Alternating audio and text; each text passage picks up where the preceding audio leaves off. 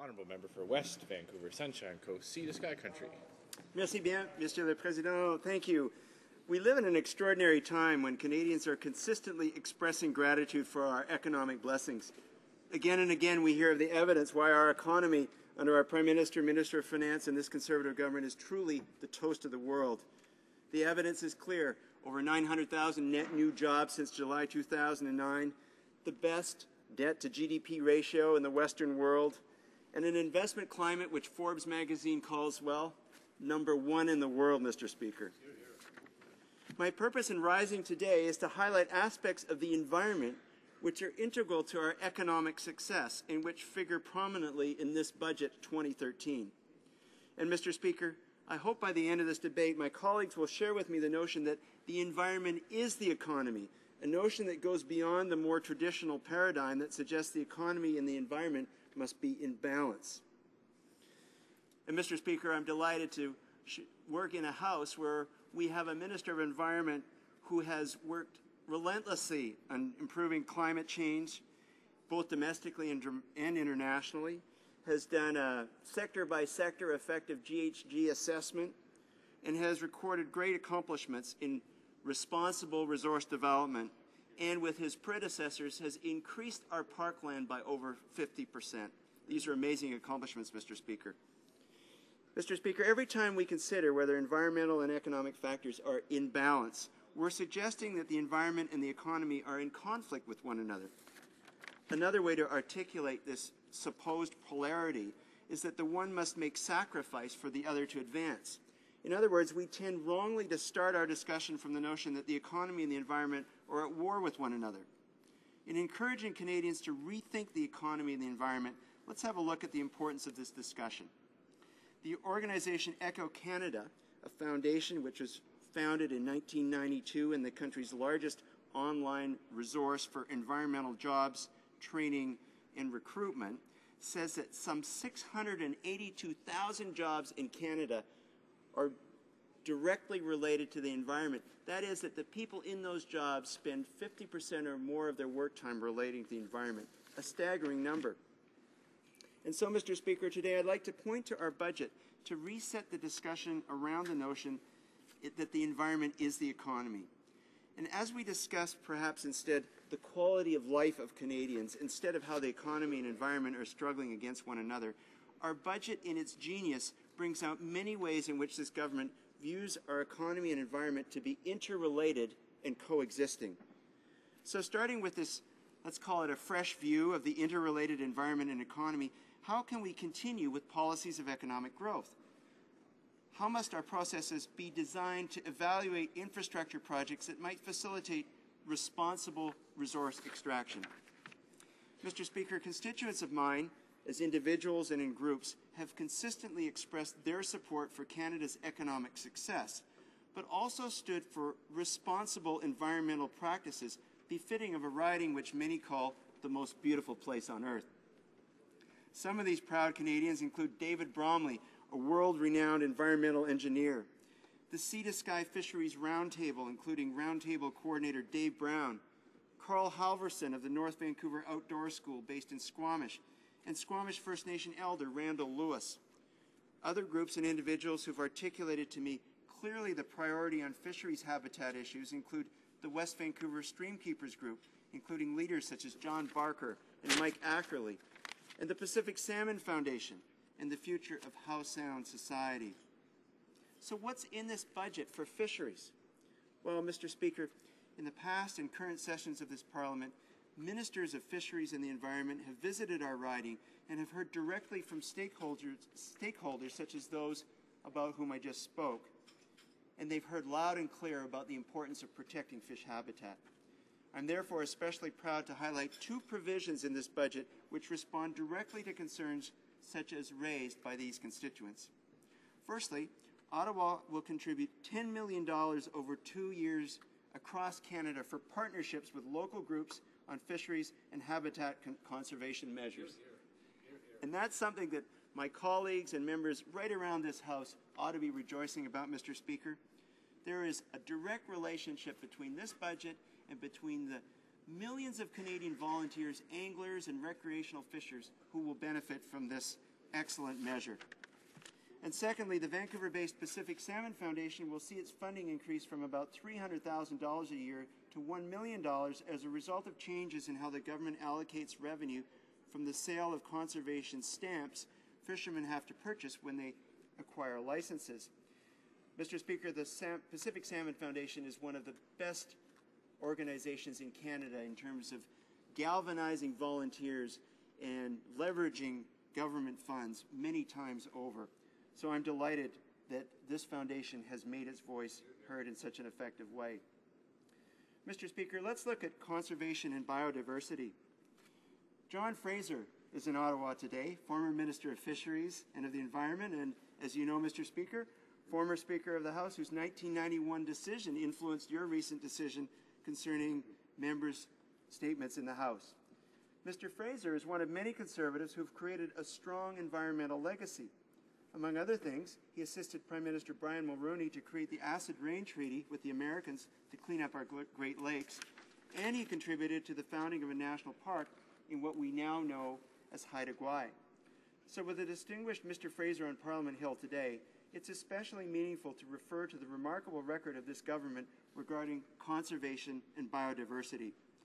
Environment Canada's collaboration with the Nature Conservancy of Canada and other organizations has resulted in the protection of more than 354,000 hectares, including habitat for 146 species at risk. Our investments include $10 million to safeguard the Flathead River Valley in British Columbia. Since 2006, the Government of Canada has added 148,754 square kilometers to Parks Canada's network of protected areas, a tremendous accomplishment for this Minister of Environment and his predecessors. As a result, we've increased the total land and water that comes under our stewardship by more than half. The government's investment of $143 million over 10 years to create Canada's first national urban park in the Rouge Valley of Toronto is a fine example of action. John Fraser, you'll be happy to hear we're carrying on your great environmental legacy. What's in the budget for the environment generally, Mr. Speaker? Well, environmental concerns in BC focus heavily on tanker safety, and Canada is a world-class regulator with an almost unblemished record of tanker safety on the West Coast. The Government of Canada has taken further action to ensure that it continues its world-class tanker safety system for shipping oil and liquefied natural gas safely through Canada's waterways before any major new energy export facilities become operational. New measures will strengthen Canada's current system, including increased tanker inspections, new and modified aids to navigation, and the establishment of a Canadian Coast Guard Incident Command System, which will allow it to respond more effectively to an incident and integrate its operations with key partners. The government has also introduced the Safeguarding Canada Seas and Skies Act and a new expert panel to review Canada's current tanker safety and propose measures to strengthen it. With the new Canadian Environmental Assessment Act, we're providing greater certainty for industry at the same time as increasing penalties in order to ensure compliance. This allows our natural resources to be developed in a responsible and timely way. We're working to ensure accountability and transparency from industry by conducting a review of industry reporting through the National Pollutant Release Inventory. These are other concrete examples of Canada strengthening its environmental protection. And Mr. Speaker, there's more. The National Energy Board inspections of oil and gas pipelines are increasing by 50% annually to improve pipeline safety across Canada. Canada is doubling the number of comprehensive audits of oil and gas pipelines to identify potential safety issues before they occur. And new enforceable environmental assessment decision statements will ensure that proponents of resource and other economic projects comply with required mitigation measures to protect the environment. New administrative monetary penalties are being introduced for violations of the Canadian Environmental Assessment Act, the Nuclear Safety and Control Act, and the National Energy Board Act to help ensure compliance. Companies that violate Canada's environmental laws will now face strong, stiff, new financial penalties, Mr. Speaker. So, Mr. Speaker, if you agree with me that the environment is the economy, you'll note what the next provision means in terms of its distinctiveness from the previous Liberal approach on the environment, which focused on endless debate, vague objectives, and unenforceable provisions. In contrast to that previous Liberal approach, Mr. Speaker, budgets of this Conservative government have created a $1.5 billion trust fund to help provinces and territories invest in major projects that clean our air and result in real GHG emission reductions. This government is committed to reducing Canada's total GHG emissions by 17% from 2005 levels by 2020 and is halfway to meeting its target, a target that is inscribed in the Copenhagen Accord. Mr. Speaker, those are concrete and measurable evidences of progress on the environment. The government is also following a sector-by-sector regulatory approach to align with the United States to achieve GHG emission reductions. To date, stringent regulations to reduce GHG emissions in the electricity and transport sectors have been implemented. In addition, work is also underway to develop regulations for the oil and gas sector. Our environmental approach is comprehensive and will continue to include actions that create a cleaner, healthier environment, improve the lives of Canadians, and support the development and deployment of new environmental and cleaner energy technologies. Mr. Speaker, let's look a little bit more at our history. Maintaining a strong economy, Canada requires a healthy environment that provides sustainable resources and supports a high quality of life. And that's why our government is committed to ensuring that Canada's enviable and pristine environment, never better evidence than in the riding I represent, is protected and strengthened for current and future generations. Mr. Speaker, in conclusion, our government listens to stakeholders and is convinced that the environment is the economy and is acting in measurable ways to protect it. Mr. Speaker, secondly, our government is protecting our fisheries. And thirdly, our government is making improvements on environmental protection in a practical, measurable way that allows for responsible resource development. Thank you, Mr. Speaker. Questions et commentaires. L'honorable député de la Pointe-de-l'Île. Merci, Monsieur le Président. Et j'aimerais poser une question à mon collègue par rapport aux valeurs mobilières. Donc, on sait que la Cour suprême a rendu un jugement qui disait justement que la création d'un organisme national de réglementation empiéterait sur les compétences provinciales. Donc, dans le fond, que la réglementation des valeurs mobilières est une compétence provinciale, donc selon la Constitution. Donc, pourquoi est-ce que le gouvernement décide d'aller à l'encontre de la décision de la Cour suprême et décide d'inclure dans son budget justement la poursuite des travaux pour la création d'un organisme national de réglementation quand le membre sait très bien que les provinces se sont opposées à cet organisme-là et que c'est de compétences provinciales. Donc, pourquoi est-ce que le gouvernement ne respecte pas les compétences des provinces? The honourable member for West Vancouver, Sunshine Coast, Sea to Sky Country. Merci bien, Monsieur le Président, et je remercie mon collègue pour sa question. Je pense qu'elle a mis correctement l'emphase sur la coopération entre les divers niveaux de gouvernement. C'est absolument nécessaire et notre ministre et notre gouvernement respectent la division de pouvoir entre les niveaux de gouvernement. Il est absolument nécessaire de coopérer. C'est pourquoi nous sommes maintenant en train de développer, par exemple, l'acte pour Clean Air. Et aussi, c'est pourquoi c'est très nécessaire pour nous, comme parlementaires, d'entendre les besoins de nos constituants. C'est pourquoi nous avons un budget qui réfléchit correctement les besoins à travers notre pays, parce que nous entendons les besoins des provinces et, plus important, les citoyens canadiens et canadiennes. Questions and comments, questions and commentaires. The honourable member for Saanich Gulf Islands. Thank you, Mr. Speaker, and I thank my friend from West Vancouver, Sunshine Coast, Sea to Sky Country. I'm also well acquainted with the superb environmental record of former Speaker John Fraser and his exemplary efforts to stop the destruction of environmental laws through Bill C-38, the fact that he signed a letter with 3 other former ministers of fisheries decrying that the current approach of this administration is to destroy environmental laws, pushing back the protection of fish habitat.